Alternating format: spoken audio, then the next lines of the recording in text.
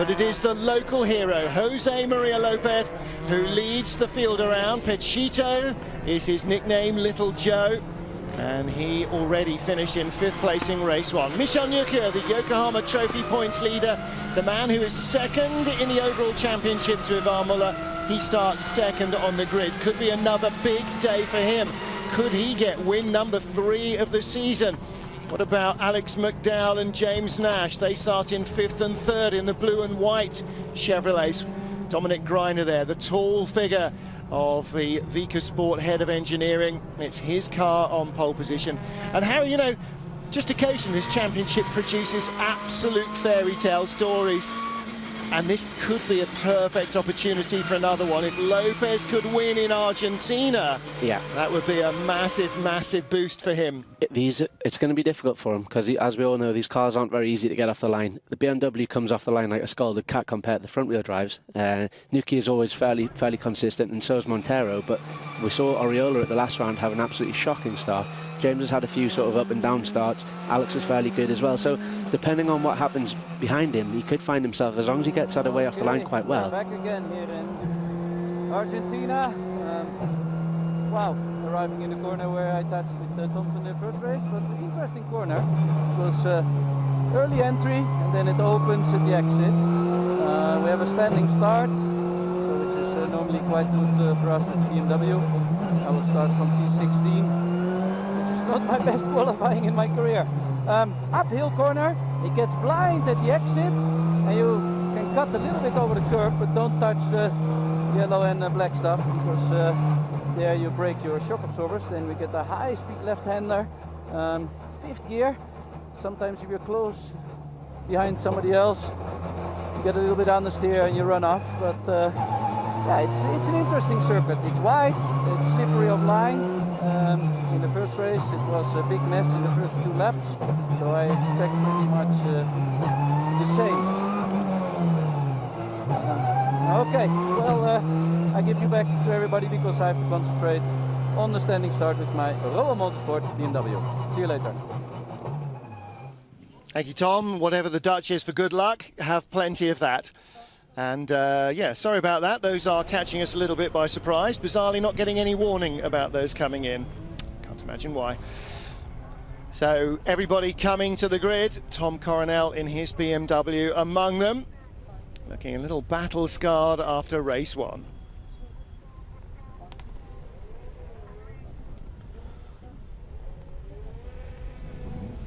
Dominic Greiner of Vika's Motorsport. His car on pole position with Jose Maria Lopez, the local hero, at the wheel. Starting round 16 of the FIA World Touring Car Championship from pole. On the right of your screen, on the left is Michel Nukia, then James Nash, Thiago Montero, and the rest of the regulars as well. Can the Argentine hold off the best touring car drivers in this game and win here, which he failed to do in his own home series back in July? Very short hold, away they go now. Did that catch him by surprise? Thiago Montero goes very quickly around Michel Nukia, but a great start from the BMW. Jose Maria Lopez has the lead into the first corner. Martin Haven and Harry Volkard watching the action. They all got safely through this long right-hander in lap 1 last time from a rolling start. And there's a couple of biffs and bangs behind, but Lopez makes the flyer that he needs because he's got to stay away from Tarquini's Honda when they get out of turn 4 and onto this 1.2 kilometre straight. He's doing a great job there because he's got the Honda behind him, which is also struggling in the straight line compared with the Chevrolets. Oh, gas day off. So he's got the gap there. That's exactly what he needs to do. Hold that into turn 5 and he could be away. Look at Tarquini, he's behind Nukia. Tarquini already up to 4th position from 8th, 9th on the grid rather. Another electrifying start from Tarquini, and Muller and Coronel with Mikulits between them. Didn't see which got through. Lopez, then Montero, Nukia, Tarquini, Nash. Mikulits has dropped back. He got shuffled wide perhaps by Pepe Oriola, who got in front of him, and Ivan Muller is behind Pepe in about 7th position. And Nukia getting duffed up by the 2 Hondas, runs into one and the other one boots him up the backside, and Tarquini, as ever, forceful with the move, eases his way through, but Nukia's got the inside line there. through 9, 10 and 11. This little twisty compression, that's a great sequence of corners. Looks good, I bet it feels good to drive as well. Well, I think we just saw Alex McDowell make a move on Tom Chilton further back in the field as well. And look at Oriola's throwing it up the inside of Nash, can't get it stuck. Yeah, Chilton's gone back, he's behind Thompson as well. And there is Huff, and behind Huff is Mark Basseng, the second Seat, as Coronel tries to go by. And Lopez leads. And now Montero still with Nukia in touch. So like race 1, when Muller got clear at the start and there was a massive dust up behind, this can only help Lopez stay away. Yeah, he was 2 seconds faster on that opening lap than anybody else. Blimey O'Reilly, what? That's insane. There's Alex McDowell, James Thompson behind, Michel Nukia in front. So that is the battle then for 8th, 9th and 10th. It's not Michel Nukia, I mean it's Norbert Mikelitz. Too many Ms in that one. Not M. Thompson. Coronel is in 14th, Basseng and Huff in front of him. And Lopez was 1.8 clear at the line. Looking back from James Nash. This is 5th place under dispute. Muller goes around the outside. Long 180-degree right-hander. Can he stay there till it comes back to him on the left? Yeah, he's done it. Yes, he has. That was a great move around the outside and made it stick and held on all the way around there. Classic Muller. I tell you what, Lopez had better clear off because Muller is on the hunt. Pepe's up behind James Nash. So you're looking there at Montero in second, drifting out wide, through comes Nukia. Look how much front end the Chevrolet has had. Saw this so many races, it can turn inside anything. And that includes that Honda. Now is the gap growing. Lopez, another fast first sector, but Montero quicker, and Montero quicker in the second sector of the lap as well. Muller the fastest man on track this lap. Tarquini around the outside and skates straight past the back bumper of Montero, got onto the dirt and could not get the car stopped, and Nash goes through to 3rd place. That's benefit James really well there. He's been really... 4th place, because Muller's up to 3rd already. I'm sorry. Wow, didn't read that properly at all. That couldn't have worked much better for Ivan there, to be honest. All those guys just basically cleared themselves out of his way. Ivan is absolutely Teflon coated this year, isn't it? I mean, it's not a stick-on, it's absolutely welded on. His good luck charm, wherever he keeps it, it works every time. You remember at Moscow, 4 wide with Ivan behind, we knew the moment they hit the straight, they were all going off and Ivan would come through, and of course he did. James Thompson gets by Alex McDowell, Tom Chilton trying, Charles Eng is at the side of the road, who was alongside Chilton. I kind of lost track of that a little bit. Was it Huff? It was Huff. Huff, yeah. Yeah, so big dust up there. Yeah. Lopez was 1.7 in front of Montero. Montero's closing, and worryingly for Jose Maria Lopez, Muller is already 3rd. And funnily enough, when he was talking to Ben Constanturis after the race, after winning the Yokohama Trophy, Muller was the word that he used to say how good everybody else in this championship is. Yeah, he said Muller is faster than me, and effectively said he wouldn't be able to beat him. So he'll be looking in his mirrors and seeing that big red car coming towards him. Nukia inside Nash and clatters into James Nash, and through goes the Honda of Tarquini. And in fact, it was Basseng, I think, that got alongside McDowell last time in his Seat. Chilton, rather. Oh, McDowell and Chilton in the background. Big incident between them. Out of corner 9 and 10, they were side by side and both span off. There's Chilton coming back on, and past him went, who, Kozlovsky in the Lauda maybe? No, can't have come on in front of Thompson, can he? He must be a long way back. There's Alex, I think. Alex has got back going again, and obviously Tom must have gone completely round because he seemed a bit further back again. Lopez leads now by 1.2. The gap's come down half a second. Muller again, quickest man on track. A second faster than Lopez on that last lap. And he's pushing Montero along. And of course, the 2 cars together, Harry, that Honda and the Chevrolet, will be quicker than 1 car on its own. Yeah, Montero won't be able to hold Muller behind him down this straight. But Muller doesn't need to pass. He can sit behind Thiago. He knows they're catching Lopez. He knows there's time. He knows he can beat Thiago, and he's pretty damn sure he can beat Lopez as well. Muller needs to do exactly what he's doing, pick up the slipstream, bump draft Thiago as far as he can, and not get into a silly battle and go off and lose ground, because he wants to win this race. He wants a 55-point weekend. There's only Thiago and Lopez between him and perfection. Yeah, exactly. And I thought he was going to do that move that he did before on the outside there, but just didn't quite have the momentum. But we saw the Hondas were really struggling at the end of that straight, so it's a matter of time, I'd say. Well, Thiago's got good traction out of that corner, hasn't he? Better certainly than the BMWs, but Muller keeps him honest and will try again. Huff is right up behind Thompson. Battle of the Brits is a long way from the front, though, in 9th and 10th. And there is Muller in 3rd place, right with Thiago Montero.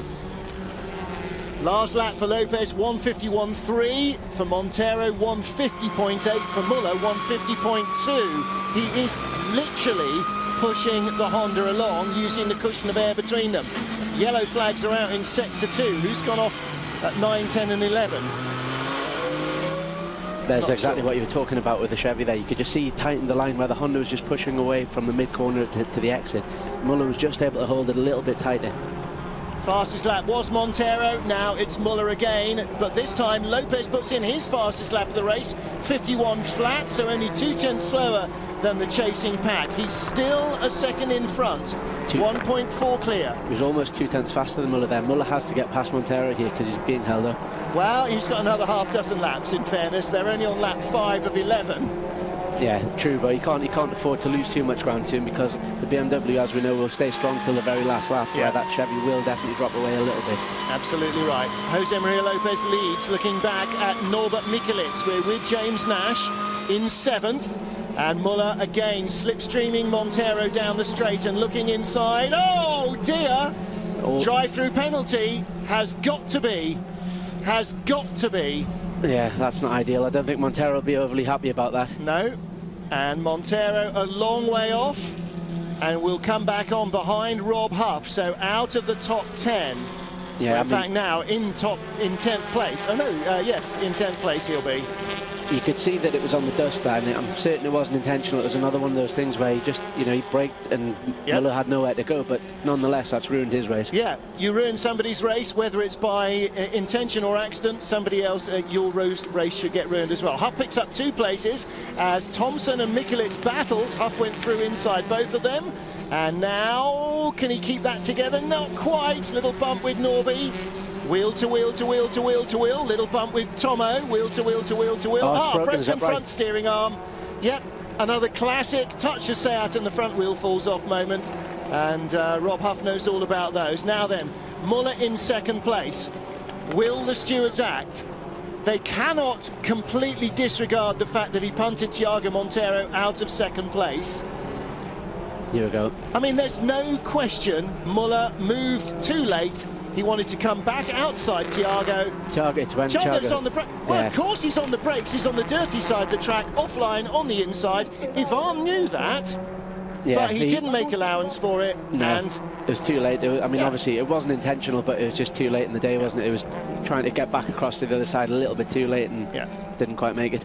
Well, think back to when he was battling with Norbert Mikulits in Slovakia Ring last year, picked up the back of Norby's car. Ivan said he got on the brakes earlier than I expected. He should have been able to hold it, didn't have to spin, blah, blah, blah, blah, blah. But it was not Norby who threw the car off, it was Ivan who knocked him off. And the same thing here. Thiago didn't throw the car off the track. He would have made it round if Ivan hadn't touched him. Yeah, definitely. I mean, and again. And that's Mark Basseng. Off the brakes, off the brakes, off the brakes. Good boy. I mean, it might as well be absolute ice out there, because these cars are not slowing down at all. When you get off, the thing picks up speed. It's so dusty. It is. So you could see when if we see a replay of Muller trying to make that move on Montero, you see when he's coming inside, all the dust kicking up. It just shows you how little grip there is there. BMWs of Daryl O'Young on the inside and Tom Coronel on the outside. The 2 Roal Motorsport boys having at it. Just in front of Alex McDowell, and that is the battle for 12th. Yeah, drive-through penalty had to come.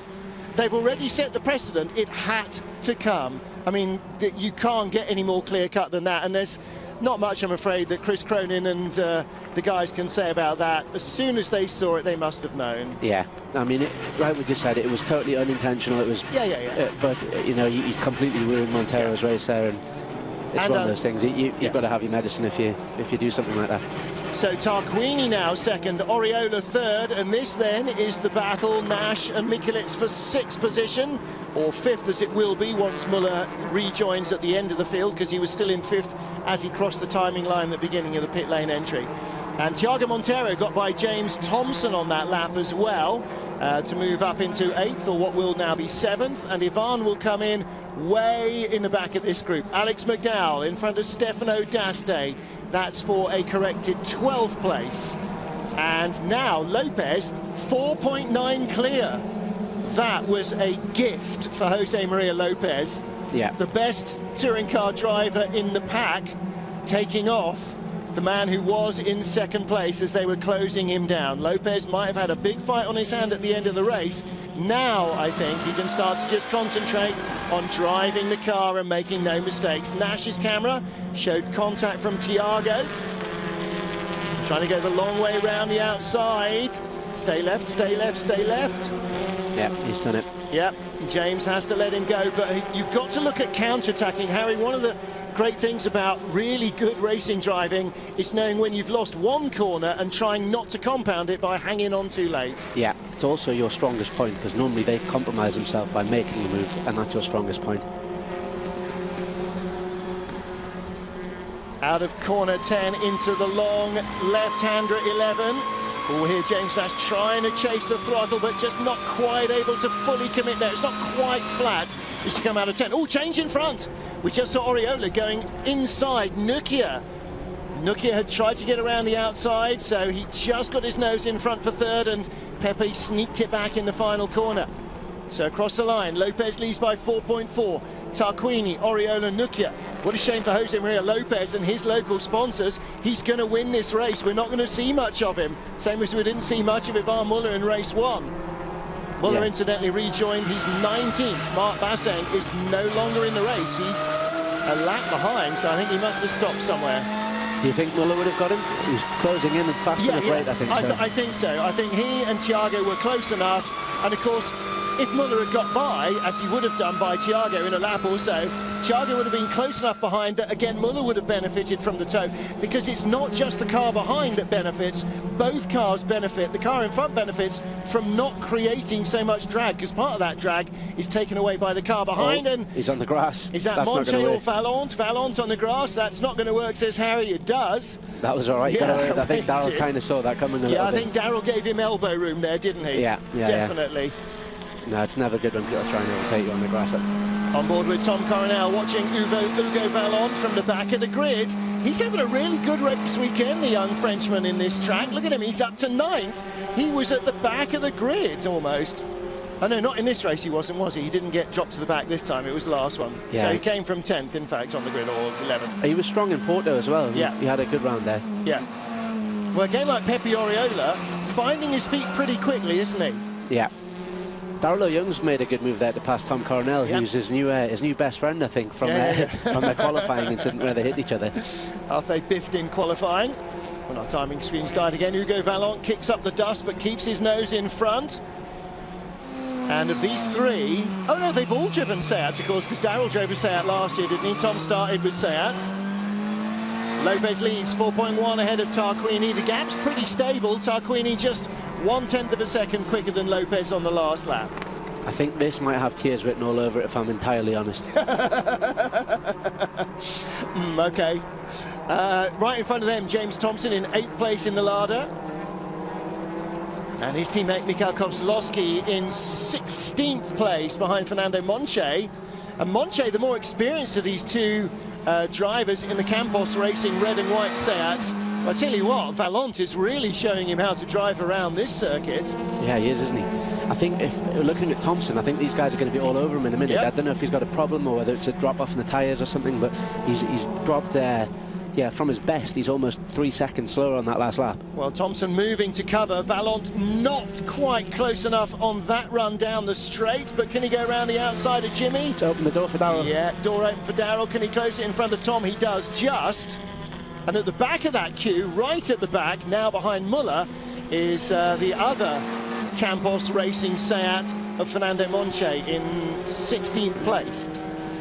That was a good move by Darrell there. He read that well and saw what was coming and managed to get his nose in the right place. In fact, it's not Muller back there, it's Chilton right back there in 15th spot on the tail of that group.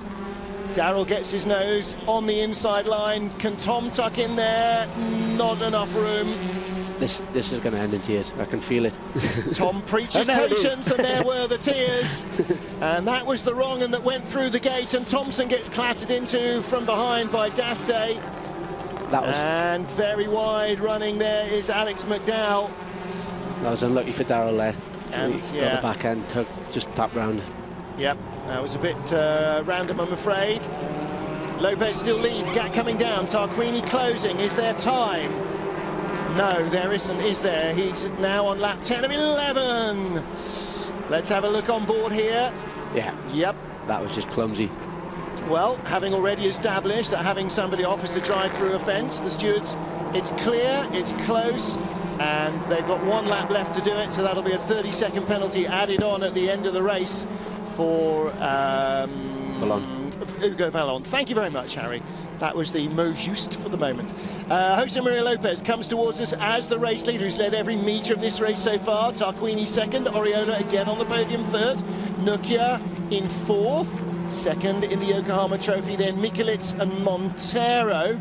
Then James Nash seventh, Hugo Vallon still eighth, but not going to keep that, I don't think. Coronel will be eighth, and then Daste ninth. Thompson has got McDowell going inside him for 10th. That's job done, isn't it? Jimmy's not going to be able to drive all the way the long way around there. No, James has obviously got a problem there. He's dropped it further. He's now 5 seconds a lap off what he was achieving his best. Yeah, something's broken or something there. I think that was exactly the moment that whatever it was that wasn't working finally stopped working properly. Lap 10 of 11 for Jose Maria Lopez. Let's get a chance to have a look at the Argentine. 3-time Super 2000, Super TC 2000 Argentina national touring car champion. Not having the best of fortunes this year in his Fiat, but what was a very disappointing race in his home series here last year is going to be turned around. Dominic Greiner, I think, is almost breathing again. 1 lap to go, and Jose Maria Lopez leads by 3.666 seconds. And he has just got 4 or so kilometres to go, separating him from the checkered flag. Gabriele Tarquini in second, keeping away from Pepe Oriola, and frankly, that's got to be Tarquini's aim. He's just moved up to third in the championship as Thompson cruises in. Going to be pointless in this race, I'm afraid. Tarquini just retaken third in the standings from Nash. He wants to pull out as many points on Nukia as he can. So staying in front of Pepe is absolutely vital, more vital than beating Lopez. Yes, definitely, and obviously, like you say, Lopez is only here. He's a bit of an interloper, I guess, but you know, it's not that important that he's won. I see what you did there with the Lopez thing. Norbert Mikulits just in front of Thiago Montero in the battle of the Hondas for 5th position. And Thiago head down and charging, really trying to get by. See Thiago very distinctive when he's in the cockpit, a little bit René Arnoux style, kind of hunched forward with his chin down driving style. He seems to sit quite high up in the car as well for a touring car driver. He's not the tallest guy. No. He is single-seater height, unlike somebody like you know, Matt Neal, who's more your basketball player height, say. Yes. Jose Maria Lopez out of 10 through 11. Has not put a wheel wrong, judged the start perfectly. Great first encounter. He said afterwards to Ben Constantino, first corner, he said, I tried to take it a little bit easy, but no, biff bang bosh. Okay, that's how it's done here, is it? Well, he didn't want to swing his weight around too much in the World Championship, but he wins on his first ever World Championship weekend. Second race in the series for Jose Maria Lopez, and victory in Argentina. Tarquini second, Oriola third, Nukia, Mikulits, Montero, that's the top half dozen. Good job indeed by Dominic Greiner and Vika Sport. Jose Maria Lopez pulls off immediately and then comes back on, remembers he's got to go all the way around again. I wonder if he was going for a donut in front of the fans and then thought better of it. Well, he certainly could. I'd be very happy to see him doing some donuts, and so would the Vika Sport boys. Again, tiny single car operation, often punch above their weight in years gone by. And that's another great result for them. that's obviously by far and away their best performance of the season, and obviously he's a very well-seasoned driver. He's driven a lot in the past, but that's a great result still, because he'll have had to get in that car and set it up for the start of the weekend. You know, it would have been an unknown quantity, the car, and on that track. So yeah, he's done a fantastic job to win race 2 there. Yes, exactly. He couldn't just cruise in on what the team knew, because the team, their knowledge could be written on the back.